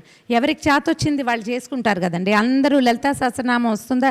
మన పిల్లల్లో చాలామందికి రాదు, ఏమీ రాదు, ఏదో చేస్తారు, మనం గుళ్ళోకి తీసుకెళ్తాం. అందుకని ఇప్పుడు ఏంటంటే కాలం మారింది అనగానే పిల్లలు వింటలేదనుకుంటాం. కనీసం మనం దేవాలయ గమనమైనా నేర్పించవచ్చు కదా. ఖచ్చితంగా పర్వదినం గుడికి వెళ్ళాలి, పర్వదినం ఈ రోజున ఈ బట్టలు వేసుకోవద్దు, ఈ రోజున ఇది తినద్దు, ఈ రోజున ఇది చేయొద్దు అని కొన్ని నియమాలైనా మనం మన తర్వాత తరానికి చెప్పగలిగితే, ఇప్పుడు మనం చేసినవి మన అమ్మ చేసినవి అమ్మగారు చేసినవి మనం చేయటల్లా, మనం చేసేవన్నీ కూడా మన పిల్లలు చెయ్యరు. కానీ మన విధానాన్ని పోనివ్వకుండా కొన్నిటినైనా లెక్క పెట్టి ఈ ఖచ్చితమైనది నువ్వు చేయాలి. ఇప్పుడు ఏం చేస్తామంటే అందరం పండగలు చేసుకుంటాం, పండగ మానం. ఈ పండగకి ఏంటంటే అమ్మ చేసింది అమ్మమ్మ చేసింది లేదు. నన్ను చూస్తారు చాలామంది, రామారావు గారు ఏం చెప్పారు పండగకి వంట ఆవబెట్టడానికి, నేనేం చెప్పాను, అమ్మ ఏం చెప్పిందో పొరపాటును కూడా అడగరు. అమ్మకి తెలియదు, రామారావుకి బాగా తెలుసు అనుకుంటారు. ఏ అమ్మ లేకుండా నేను మాత్రం ఎక్కడి నుంచి వచ్చానంటే అవతారమా? ఎవరైనా అవతారాలు ఉన్నారా? ఇప్పుడు ఏమీ లేరు. మనం నియమాన్ని గనక కొన్ని విధాలైన నేర్పిస్తే బాగుంటుంది. ప్రవచనానికి రారు పిల్లలు, కానీ మనం కొన్ని విషయాలు వింటాం. విన్న వాటిలోంచి ఫిల్టర్ చేసి కొన్ని ప్రత్యేక వాక్యాలు ఇది చేసి తీరాలి, లేకపోతే సహాయ నిరాకరణ చేసేయాలండి పెద్దవాళ్ళు. నువ్వు ఇది చేయకపోతే నేను ఈ సహాయం నేను చేయను, నీకు నేను ఈ పని చేయను, నేను వంట చేయను, నీకు టిఫిన్ చేసి పెట్టను, మీ పిల్లల పూచి నాది కాదు, మీ గంగలో దూకండి మీరు అని పెద్దవాళ్ళు గనక సహాయ నిరాకరణ చేస్తే పిల్లలు ఈ కాలం వాళ్ళు కొంచెం లొంగుతారు. ఇందాకే ఒకరు అడిగారు, ఈ పిల్లలకి చెప్పండి అంటే ఏమిటి, మేమేనా అండి చెప్పేది, మీరెవరు చెప్పరా? మీ పిల్లలకి మీరే కదా చెప్పుకోవాలి. మాకు మా అమ్మే చెప్పింది, మా అమ్మే చెప్పారు, ఏవో కొన్నిటిని నా సొంతంగా చేసుకున్నాను అనుకోండి. మీకైనా అంతేగా, మీకెవరు చెప్పారు? ప్రవచనకర్తలు ఎవరున్నారు? ఎవరో ఉన్నారు నలుగురు పెద్దవాళ్ళు. అప్పుడప్పుడు హరికథో ఏదో పురాణ కాలక్షేపం నేను వినేవాళ్ళం. మీరు కూడా చిన్నతనంలో ఎవరు వినుండరు, పెద్దవాళ్ళు అయ్యాక కదా మనం వీటికి వచ్చేది. చిన్నతనంలోనే ఇందులోకి వెళ్ళారనుకోండి, ఏమిటో ఈ పిల్లకి చాదస్తాం అనరండి మీరంతాను, ఖచ్చితంగా అంటారు. పిల్ల రోజు గుడికి వెళ్తాను, చిన్నపిల్లలే ఈ ఏమిటి ఏకాదశి ఉపవాసాలు ఉంటామంటే ఇప్పటి నుంచి ఎందుకు అంటారు. అంటారా అనరండి? ఒప్పుకోవాల్సిందే కదా. మేము అనమని ఎవరైనా చెప్తారా? గురుగారు వినండి చూడండి, ఒక్కరు కూడా మేము అనమంటలేదు అన్నారు, అనరు. ఇదే అంటాం. ఈ రోజుల నుంచి ఎందుకు, ఈ రోజుల్లో ఇప్పుడే ఎందుకు, ఇంత చిన్నప్పటి నుంచే ఎందుకు, ఇలాంటివి చెప్తాం. కానీ ఎంత చిన్నప్పటి నుంచైనా కొన్ని నియమాలు ఖచ్చితంగా పాటించాల్సిందే. ఈ రూల్ బుక్ కనుక మన ఇళ్లల్లో ఉంటే, మన అమ్మలు ఒప్పుకునే వాళ్ళండి. బళ్ళో నుంచి వస్తే బట్టలు మార్చుకోకుండా కుదరదు, స్నానం చేయకుండా కుదరదు, ఆ బట్టలతోటి ఇంట్లోకి సరాసరి మధ్యగదుల్లోకి రావడానికి వీల్లేదు. పెరటి గుమ్మాల నుంచి వచ్చేవాళ్ళం లోపలికి. చాలామంది ఇళ్లలో అయితే నువ్వు దగ్గరికి వెళ్ళి స్నానం చేసి రావాలి. మరి ఈ నియమాలు బోల్డ్ ఉండేవి కదా, మీకు అందరికీ తెలుసు కదా, అవన్నీ అందరికీ తెలుసు. ఇప్పుడు ఎన్ని పాటిస్తున్నామో చెప్పండి. కనీసం బయట నుంచి వచ్చి కాళ్ళు కడుక్కోవాలన్న నియమం ఉందండి మన ఇంట్లో? 10% ఇళ్లల్లో ఉందండి, అందరం మానేలా పెద్దవాళ్ళు. అందుకనే మనం ఇక్కడ కూర్చున్నామండి. అలాంటివి పాటించే ఇల్లు కొంతమంది గృహస్థులు, కొంతమంది కుటుంబీకులు, మహానుభావులు ఇంకా మన ధర్మాన్ని నిలబెట్టాలన్న ఒక తాపత్రయంతో, కేవలం ప్రపంచం మీద ప్రేమతోటి చేసేవాళ్ళే చాలా కొద్దిమంది ఉన్నారండి. మనకి ప్రపంచం మీద ప్రేమ వద్దు, మన మీద మనకి ప్రేమ ఉండాలి కదా ఎంతో కొంత. కాళ్ళు కడుక్కోవాల్సిందే ఈ నియమం, ఇది చాలండి. భగవంతుణ్ణి చేరే అత్యంత సులువైన మార్గాల్లో మొట్టమొదటిది, బయట నుంచి ఇంట్లోకి రాగానే కాళ్ళు కడుక్కొని రా. నువ్వు ఏమైనా అయిపో, నువ్వు అలసిపో, అదైపో, ఏదో అయిపో, నీకు మూడ్ ఆఫ్గా ఉండు, నీకు కుదరదు, అయినా సరే కాళ్ళు మాత్రం కడుక్కోవాల్సిందే. ఇది మొదలుపెట్టి ఒక 15-20 నియమావళి ప్రతి ఇంటికి కనుక ఏర్పరచుకుంటే, కలియుగాంతం ఇప్పట్లో రాదండి, ఇంకా సమయం ఉంది. ఇలాంటివి కనుక మనం డెవలప్ చేసుకుంటే, కొంచెం పిల్లల్లో ఈ ఏర్పాట్లు కనుక చేసామా ఇంకా కొంచెం ముందుకెళ్తాం. మన ముందు తరాలు మరీ చెడిపోకుండా ఏదో ఒక పర్వాలేదు కొంచెం పద్ధతులు ఉన్నాయి అని అనిపిస్తుంది. దీంతోపాటు ఏదో రోజువారీ దీపారాధన, 4 శ్లోకాలు నేర్చుకో, అవన్నీ చేయొద్దు, ఒకటి చదువు, ఒక్కటి చెయ్యి అని అలాంటివైనా మనం గనక మన పిల్లల్లో ఎంతసేపు బయట వాళ్ళు చెప్పాలి, పెద్దవాళ్ళు చెప్పాలి, చాగంటి కోటేశ్వరరావు గారు చెప్పాలి, ఇవి పెట్టుకోవద్దండి, ఇవి పెట్టుకోకూడదు. ముందు మనం నేర్పించుకోవాలి కదా. ఎప్పుడు నేను వింటానండి, నేను ఎక్కడికి వెళ్ళినా అందరికీ పిల్లలకి చెప్పండి అంటారు. ఏమిటి మీ పిల్లలకి మేమెందుకు చెప్పాలండి? అసలు మీరు చెప్పరు, మీరు ఎందుకు చెప్పరు? మీ పిల్లల తిరస్కారాన్ని మీరు భరించలేక చెప్పట్లేదమ్మా, నిజం. ఇప్పుడు నా పరిస్థితి కూడా అదే. నువ్వు ఇది చేయకపోతే నేను అది చెయ్యను, నా లెక్క అయితే అదే. ఇలా బెదిరించి మన అమ్మలు మన చేశారు, మనం ఎందుకు చేయట్లేదు? ఈ తరం తల్లులు, పెద్దవాళ్ళు, ఇంట్లో ఉన్న వృద్ధులు, నాయనమ్మలు, అమ్మమ్మలు ఈ రకమైన బలవంతాన్ని కొంత అలవాటు చేస్తే అప్పుడే మన సంప్రదాయాలు, పద్ధతులు, విధానాలు, ఈ భగవంతుణ్ణి చేరే మార్గాలు సులువైనవిగా బోధింపబడే కొన్నిటినైనా మన తర్వాత తరాలకి మనం ఎంతో కొంత అందించగలుగుతాం. ఏవో ఒక మంచి మాట గురుగారు చెప్పారు, అందులోంచి 2 వాక్యాలు రికార్డ్ చేసి పెట్టండి, 10 సార్లు వింటే తెలుస్తుంది కదా. తిరుపతి కొండ ఎక్కుతామండి, ధర్మో రక్షతి రక్షితః కనపడుతుంది, వృక్షో రక్షతి రక్షితః కనపడుతుంది. 3 అంతులు తిరుపతి కొండ ఎక్కేటప్పుడు ప్రతివాడు ఇదే చూస్తూ ఉంటాడు. నన్నే చూస్తారు కొంతమంది అయితే. రోడ్డు వైపుకి చూడకపోతే మనం ఎట్లా భగవన్నామాన్ని చదువుతాం? శ్రీశైలం వస్తుంటే కనపడతాయి, బోర్డు చూడాలి, ఆ బోర్డు చదవాలి. 4 సార్లు 5 సార్లు కనీసం భగవన్నామం చదివితే ఏదో ఒక ఆర్షవాక్యం పెద్దవాళ్ళు చెప్పినవి చదువుతూ ఉంటే అది ఎక్కడో చోట పట్టుకుంటుందండి లోపల. 10 సార్లు ఇప్పుడు చేదేస్తాం బావిలో, 10 మాటలు వేస్తే ఒక్కసారైనా బుడుంగుమని లోపలికి వెళ్ళదా ఆ చేద? చారెడు నీళ్ళైనా బయటకు వస్తాయి కదా. ఈ ప్రయత్నము ఇళ్లల్లోనే మొదలు పెట్టాలండి. ఎంతసేపు యూట్యూబ్ నుంచి మొదలు పెట్టించాలని పొరపాటును కూడా అనుకోకండి. ఇంట్లో మొదలు పెడితే ఆటోమేటిక్గా అది తెలుస్తూ ఉంటే మెల్లిగా ముందుకెళ్తారు. మీరు బలవంతం చేయకపోతే ఏ పిల్లలు భగవన్ మార్గాన్ని పట్టుకోరు. ఈ కాలపు పిల్లలు అసలు పట్టుకోరు. ముందు మనం మొదలుపెట్టి తర్వాత ఇంకొక విధానాన్ని పాటించవచ్చు. చాలామంది పెద్దవాళ్ళు వచ్చి ఉన్నారు. అందరికీ నేనమ్మా మీకు తెలిసిన మాటలే మళ్ళీ అవే మాటలు, కాకపోతే నా ధోరణిలో నేను చెప్పడానికి ప్రయత్నం చేస్తున్నాను అంతే. అయితే ఇప్పుడు ఇంతసేపు మాట్లాడాం, చివరిగా ఇంకొక మంచి కథ చెప్తానండి. నిజానికి ఇది చాలా నాకు ఫేవరెట్ కథ. ఒక 10th క్లాసు ఇంటర్మీడియట్ వయసులో 15-16 సంవత్సరాల వయసులో చదివినప్పుడు అపరిమితమైన దుఃఖం వచ్చిందండి నాకు. అసలు ఎందుకు దుఃఖం వచ్చింది అనేది నాకు తెలీదు, నాకు అర్థం కాలేదు ఆ వయసుకి. ఇప్పటికీ 40 సంవత్సరాల క్రితం చదివిన ఆ కథ నేను చెప్పినా చదివినా జ్ఞాపకం చేసుకున్నా నాకు అలాంటి దుఃఖమే వస్తుంది. భగవదావేశం ఎలా వస్తుందో వ్యక్తుల్లో అది తెలియజేస్తుంది. పూర్వమట ఒక గాజుల వ్యాపారి ఉండేవాడు. అయితే ఇతను దుర్గాదేవికి భక్తుడు. అందరికీ గాజులు వేసేవాడు, అందరినీ దుర్గా అనేవాడు. ఇప్పుడు మనం రామకృష్ణ అనుకోము, అతనికి దుర్గా అనే అలవాటు. నిరంతరము దుర్గానామధేయం తీయటం వల్ల అతన్ని దుర్గాదాసు అని పిలిచేవాడు. గాజులు వేయటానికి ఊళ్ళ వెంపట తిరిగేవాడు. అందరిళ్ళకి వెళ్ళేవాడు. ఒక్కొక్కళ్ళు డబ్బులు ఇచ్చేవాళ్ళు, ఒక్కొక్కళ్ళు ఇచ్చేవాళ్ళు కాదు. ఆ కాలంలో డబ్బులు అంటే ఎంతండి, పావలా, కాణి, అర్ధన, చిన్న నాణేలు, అంతకంటే ఏమీ లేదు. కొంతమంది వడ్లు ఇచ్చేవాళ్ళు, కొంతమంది ఏం చెప్పేవాళ్ళు, పండగల కాలంలో వచ్చి ధాన్యం పట్టుకెళ్ళి దుర్గాదాసు ఇప్పుడు లేవంటే ఆడపిల్లల గాజులకి డబ్బులు అడిగేది ఏమిటని తీసుకునేవాడు కూడా కాదు. అయితే ఒకనాడట అతను ఒక బ్రాహ్మణాగ్రహారాలు 2 అగ్రహారాలకి మధ్యలో ఉన్న ఒక చెరువు దారి గుండగా వెళ్తున్నాడు. ఆ చెరువు దగ్గర అతనికి ఒక అమ్మాయి కనపడింది. ఈ అమ్మాయికి ఒక 30 సంవత్సరాలు వయసు ఉంటుంది, 25-30 ఏళ్ళు ఉన్నాయి. పచ్చగా బాగున్నది, చక్కగా పువ్వులు అవి ముడుచుకుని ముచ్చటగా ముత్తైదు లక్షణాలు కనపడుతూ, కాళ్ళకి కంకణాలు అవి ఉన్నాయి, కడియాలు ఉన్నాయి, చేతులకి గాజులు ఉన్నాయి. కడియాలు, గాజులు, అందెలు, పాంజేబులు రకరకాల పెట్టుకునేవాళ్ళు. అమ్మాయి కనపడింది, మంచినీళ్ళ బిందెతో కనిపించి పిలిచింది, దాసు గాజులు వేస్తావా అని. సరే ఏం గాజులు కావాలంటే గాజులు తీసేసరికి ఆ అమ్మాయికి ఉత్సాహం వచ్చింది. ఆకుపచ్చ, ఎరుపు, పసుపచ్చ 3 రంగులు చెప్పింది. మామూలుగా ఈ 3 రంగులు వేసుకోరు, అందరూ 2 రంగులు వేసుకుంటారు.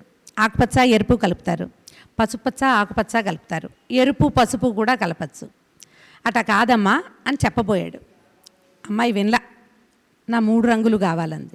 సరేనని మొత్తానికి తీసి మోచేయి దగ్గర నుంచి ముంజేయి వరకు గాజులు తొడిగాక ఆ అమ్మాయి ఏమందంటే, నా దగ్గర డబ్బులు లేవు, గాజులు చూసి ముచ్చటపడి వేయించుకున్నాను, నువ్వు ఒక్క పని చెయ్యి, అగ్రహారానికి వెళ్తావు కదా, అక్కడ శివాలయం ఉంది కదా, నీకు తెలుసా? శివాలయం తెలుసు.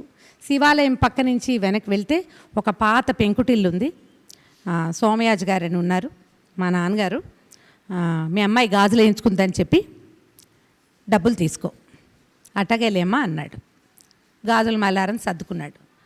అతను లేచి నుంచున్నప్పుడు మా నాన్నగారు మాకు అమ్మాయిలు లేరు అని చెప్తాడేమో, వాళ్ళకి మాకు పడట్ల, మా అత్తవారికి మా నాన్నగారికి పడట్లేదు, మాకు ఆడపిల్లలు లేరు పోవయ్యా అంటారు.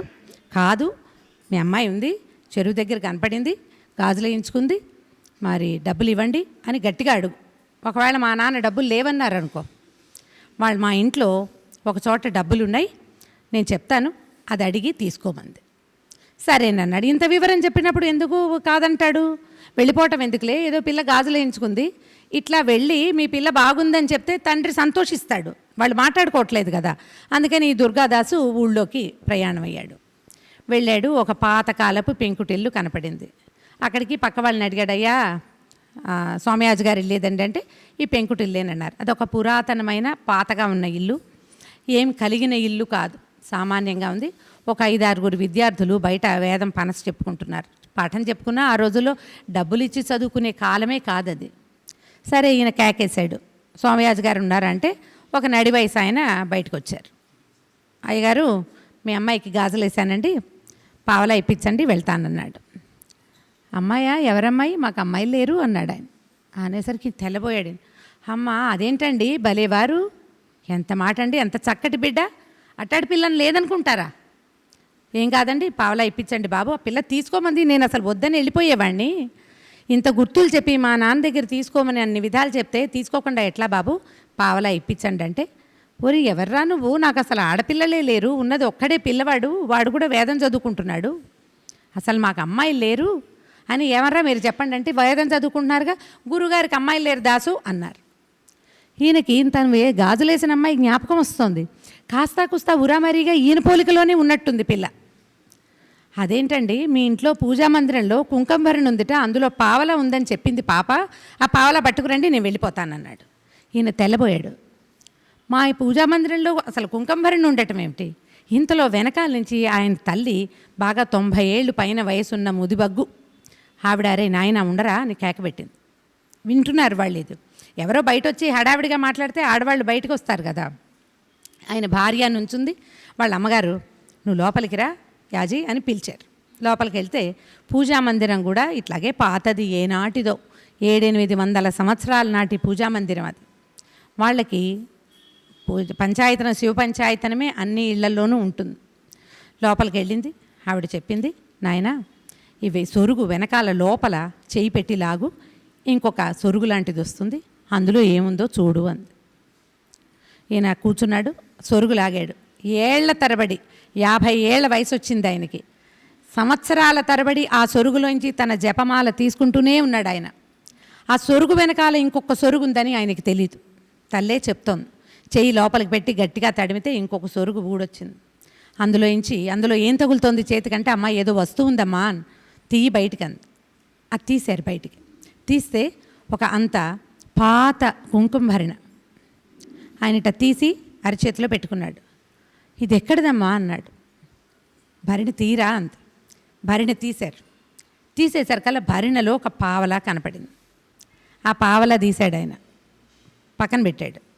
మళ్ళీ పావలా కనపడుతోంది లోపల, మళ్ళా తీశాడు. ఇక తీస్తూనే ఉన్నాడు. ఎన్ని పావలాలు వచ్చినాయో ఆ భరిణలోంచి ఆయనకి అర్థమే కావటం. అసలు ఇది ఎక్కడిది, ఏమిటిది, ఒక చిన్న భరిణలో ఇన్ని పావలాలు ఎలా ఉంటాయి, తీయగానే ఇంకొకటి వస్తుంది. ఈ తల్లి ఆవిడ చాలా దుఃఖంతో గుండె పట్టుకుని కూర్చుండిపోయింది. అమ్మా ఏమిటమ్మా ఇది, ఎక్కడిదమ్మా అంటే, ఇప్పటిది కాదురా నాయన, ఈ భరిణ మనకి ఎప్పుడో మీ ముత్తాత గారి కాలం నాటి నుంచి పూజలో ఉండేది. మీ ముత్తాత గారి కాలంలో ఒక మరణం జరిగింది మన ఇంట్లో, అదొక దురదృష్టకరమైన సంఘటన. ఆ తర్వాత ఎందుకో మనం శక్తి పంచాయతనంగా ఉండవలసిన మన ఇల్లు శివ పంచాయతనంగా మారిపోయింది మన పూజ. ఈ భరిణని లోపల పెట్టేశారు. ఇప్పుడు ఇవాళ ఇంతకాలానికి ఒక గాజులవాడు వచ్చి చెప్పాడే మనకి, ఆ భరిణ పుచ్చుకొచ్చాడు. ఈయనకి ఎట్లా అది లోపల నుంచి ఎలా వస్తోందంటే, తీసిన కొద్దీ పావలా అంటే ఒక పూట భోజనం గడిచిపోయే కాలం అది. ఒక పూట భోజనం వెళ్ళిపోతుంది. ఓ సేరు బాతికి బియ్యం వస్తాయి, ఓ గుప్పెడి కందిపప్పు వస్తుంది, ఓ 2 ఆ తోటకూర కట్టలు వస్తాయి. ఆ పావలాతోటి ఆ కాలం అట్లాంటిది. ఇన్ని పావలాలు ఒక్కసారి వాళ్ళకి అసలు డబ్బులే లేవు, పరమ పేద స్థితిలో ఉన్నారు. ఆ పంచాయతనంలో ఉన్న విగ్రహాలన్నీ బంగారువే. కానీ దేవాయతనంలో ఏముంటే మాత్రం వాటితో ఏం చేస్తారు, పూజే చేయగలరు. అది వాళ్ళకి సంపద మార్గంగా ఉండదు కదా. ఆయన లేచి బయటకు వచ్చాడు. ఈ గుమ్మంలోనే నిలబడి ఉన్నాడు దాసు. ఈ హడావిడికి చుట్టుపక్కల ఇళ్ల వాళ్ళు ఒక 10-15 మంది చేరారు. సోమయాజుల గారింటికి దుర్గాదాస్ వచ్చాడు. మీకు అమ్మాయి ఉందంటాడు. దుర్గాదాస్ చాలా మంచివాడు, నిరంతర దుర్గానామస్మరణ చేసేవాడు, అసలు డబ్బు అడగడు అతను. ఇలాంటిది ఏమిటి అని జనం అంతా చేరారు. ఈయన బయటకు వచ్చి, బాబు నువ్వు చూసిన అమ్మాయి ఎక్కడుందో నీకు తెలుసా అన్నాడు. చెరువు దగ్గర చూశానండి అంటే, ఈయన భరినట్ట చేత పుచ్చుకున్నాడు. నాకు చూపించు అమ్మాయి ఎక్కడుందో. గబగబా ఆయన ఆ గాజుల వాడి వెనకాల పడి వెళ్ళిపోయాడు. ఈ ఇంట్లో ఉన్న ఆడవాళ్ళు ఏనాడు గడప దాటదు. సోమయాజి గారి భార్య సోమిదమ్మ గారు, ఆమె కూడా కొంగు భుజాల మీదకి తీసుకుని ఆమె బయలుదేరింది. ఊళ్ళో నుంచి జనం అంతా బయలుదేరారు, వేద విద్యార్థులు వెళ్ళారు. ముదిబగ్గు ఆవిడ నడవలేకుండా ఉంది, కర్రపోటు వేసుకుంటూ ఆవిడ ముసలావిడ కూడా వచ్చేసింది. చెరువు దగ్గరికి వెళ్ళారు. వెళ్తే చెరువు దగ్గర ఎవ్వరూ లేరు. ఈయన ఇక్కడే నేను చూశాను, మా అత్తవారిల్లు ఇటు అని రెండో వైపుకి చూపించింది. అంటే ఆ ఊరు వీళ్ళ ఎవ్వరిది కాదు. బాగా పరిశీలించి చూస్తే ఆ గ్రామాధికారి వచ్చాడు. అయ్యా, అడుగులు లోపలికి ఉన్నాయి కానీ బయటికి లేవండి, ఎవరివో పాదాలు కనపడుతున్నాయని. మధ్యాహ్నాలు నీళ్లు తెచ్చే ఆచారం ఉన్న కాలం కాదది. పొద్దున్నే తెచ్చుకునేవాళ్ళు మడి నీళ్ళు. మధ్యాహ్నం అడుగు పెడితే సాయంత్రం దాకా అడుగు కనపడుతుంది. ఈయన తెల్లబోయాడు. ఈయనేమో సోమయాజి గారు అడుగుతున్నాడు, అమ్మాయిని చూపించు నాకని. ఈ దుర్గాదాసుకి అర్థం కాలేదు. నేను గాజులేసానే చేతుల నిండా. అప్పుడు ఇంకా ఈ ఊళ్ళో వాళ్ళందరూ రకరకాల మాటలు. ఇతనికి ఏం చేయాలో తెలియలేదు. ఆ గాజుల మల్లారం గట్టిగా పట్టుకున్నాడు. అదే అతని జీవనం. గాజులు వేసే ప్రతి కన్యని, ప్రతి ముత్తైదువుని దుర్గాస్వరూపంగానే భావించాడు. నేను గనక అలా భావించుంటే నేను గాజులు వేసిన తల్లి ఎక్కడుందో నాకు కనపడాలి. వీళ్ళు నేను అబద్ధం చెప్పాను అనుకుంటున్నారు, ఎవరో చెప్పిన మాట నేను చెప్పాను అనుకుంటున్నారు కొంతమంది. కాదు, నేను ఒక ప్రౌఢ స్త్రీకి, ఒక ముత్తైదువుకి గాజులేశాను, ఆమె నాకు కనపడాలని గట్టిగా ఎలుగెత్తి చెప్పేసరికి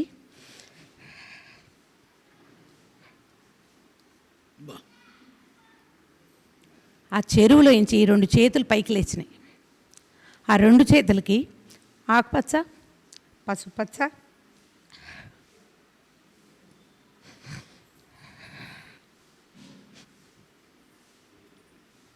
ఎరుపు గాజులు వేసిన 2 బంగారపు రంగు చేతులు బయటకు వచ్చినాయి.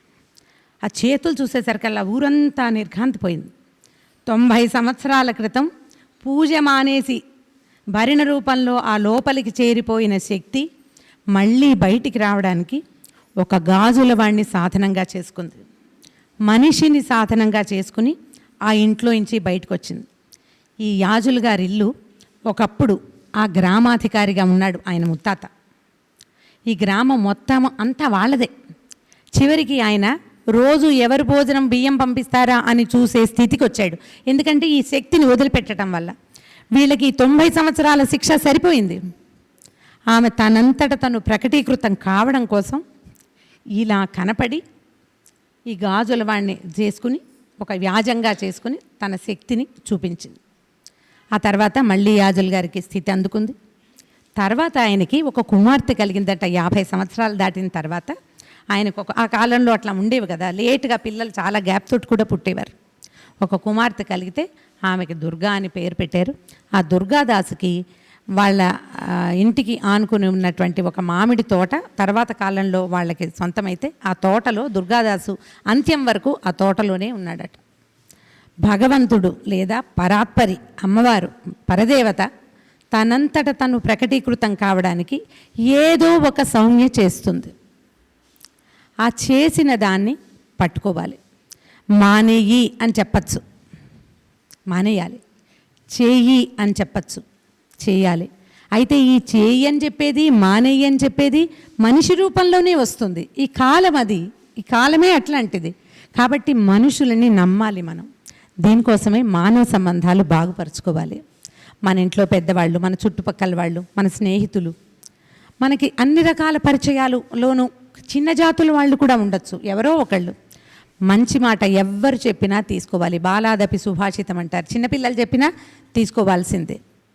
దేవి భాగవతంలోనే గురుగారి పాటిగా దాని దగ్గరికి వచ్చి ఉంటారు. నన్ను పట్టుకున్నవాడు వాడు ఎవరైతే నా వైపు దృష్టి పెట్టి ఉంటాడో వాడికి త్వరలోనే మోక్షాన్ని ఇస్తాను, వెంటనే అని చెప్పదమ్మ. వాడి కర్మానుభవం అంతా తీరిన తర్వాత నేను నా యందు వాడిని చేర్చుకుంటాను. ఈ చేర్చుకునేది ఎప్పుడు జరుగుతుందో ఆ లోపల ఒక్కసారి మనం అమ్మకి చేరువైతే ఏదో నేర్చుకుంటాం, ఏదన్నా చదువుకుంటాం, ఏదైనా ఒక మంచి మాట వింటాం. ఆ తర్వాత ఇంకా సామాన్య మానవుల్లాగా ప్రవర్తించకుండా సరి అయిన మానవ ప్రవృత్తి ఏదో ఆ ప్రవృత్తి వైపుకి తిరిగిపోవాలి. ఇతరులను నిందించటము, ప్రశ్నించటము, ఇతరుల పూజా విధానాన్ని ప్రశ్నించటము ఇది చేయకూడదు.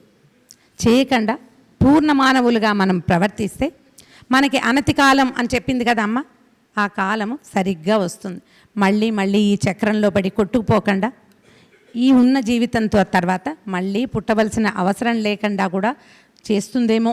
లేదా మన కర్మానుభవాలు చాలా పెద్దవైపోయి ఇంకోసారి పుట్టాల్సే వస్తే ఇలాగే నాలాగా 50 ఏళ్ల తర్వాత అయినా ఒక 4 మంచి మాటలు చదువుకుని చెప్పి మాట్లాడి ఎవరికైనా ఒక మంచి విషయం అవగాహన కలిగించే పరిస్థితిని కూడా ఇవ్వచ్చు.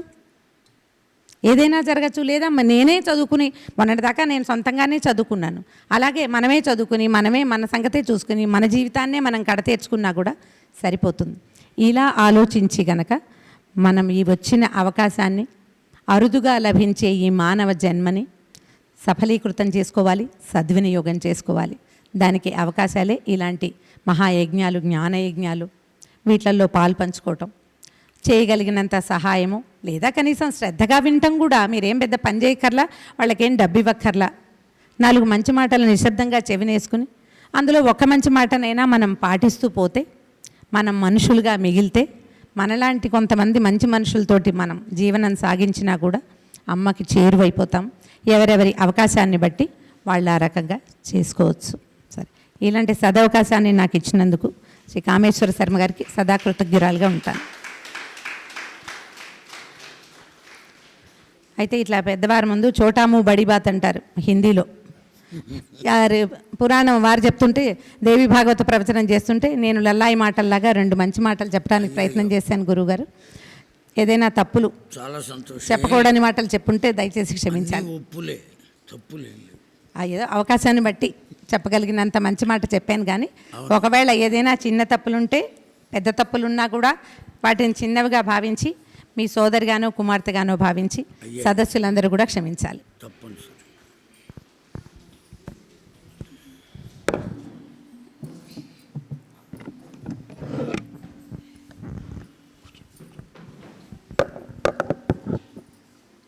చాలా విచిత్రంగా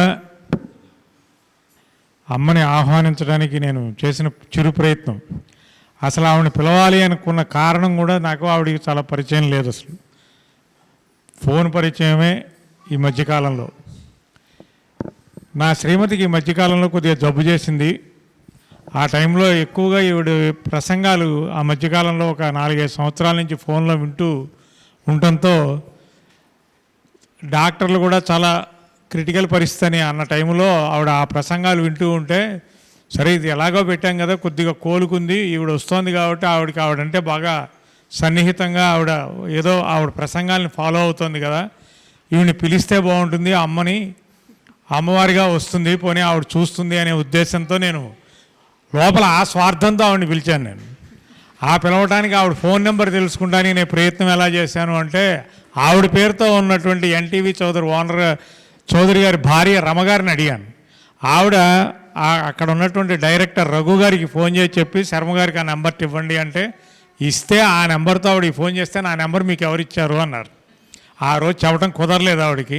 ఆవిడ పేరుతో ఉన్న రమగారినే ఆవిడ నెంబర్ అడగటం, ఆవిడ నెంబర్ దొరకటం, ఆవిడ వస్తానని చెప్పటం, ఫోన్లోనే ఇదంతా జరిగింది. కానీ ప్రత్యక్షంగా ఆవిడని నేను దర్శించడం ఇవాళే, నన్ను చూడటము ఇవాళే ఆవిడ. అంచేత పిలవగానే ఆహ్వానాన్ని మన్నించి వచ్చినటువంటి మా సోదరి గారు రమగారికి సదా కృతజ్ఞులై, మా అందరికీ 4 మంచి మాటలు చెప్పినందుకు మేము ధన్యులం. గురువుగారి టైంని మేము కొంత తీసుకున్నందుకు గురువుగారు మమ్మల్ని క్షమించాల్సిందిగా కోరుచు, అమ్మకి మనందరికీ ఆవశ్యకత లేదు. అక్కడ జరిగింది పురాణమే, వ్యక్తులు కూడా ఒక్కటే. వేరుగా మనిషి ఉండవచ్చు, వేరుగా పేరు ఉండవచ్చు, కానీ ఆత్మతత్వం చేత అన్నీ ఒక్కటే కనుక ఇబ్బంది ఏం లేదు.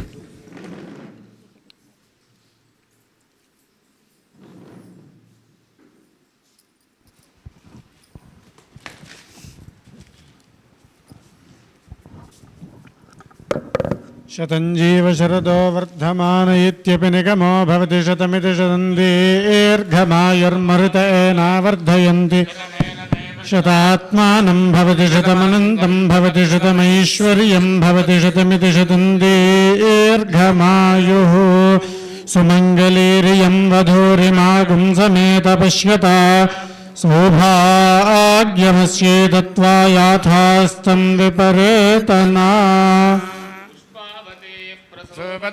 ఫలినీరఫలా ఉత అశ్వా ఇవ సజిత్వరీర్వేరుధః పారయిష్ణవః ఆశాసనాసౌ మనసం ప్రజాగం సౌభాగ్యంతనూం అగ్నేరనవ్రతా భూత్వా సన్నహ్యేషు కృతాయకం మనోవాంఛాఫలసిద్ధిరస్తు. దీర్ఘసుమంగళీ భవ, జన్మ సావిత్రీ భవ. మీ సమయం తీసుకున్నాను నేను. అయ్యో భలేవారు. దీనికి కూడా కృతజ్ఞత చెప్పాల్సిందే గురుగారు. పెద్దవారి సమయం ఎవరు తీసుకుంటారండి? పిల్లలు. పిల్లలేగా తీసుకునేది. ఏమో తీసుకున్నారు అట్లాగే. సంతోషం గురుగారు. మళ్ళీ కలుసుకుంటాను. చాలా సంతోషం.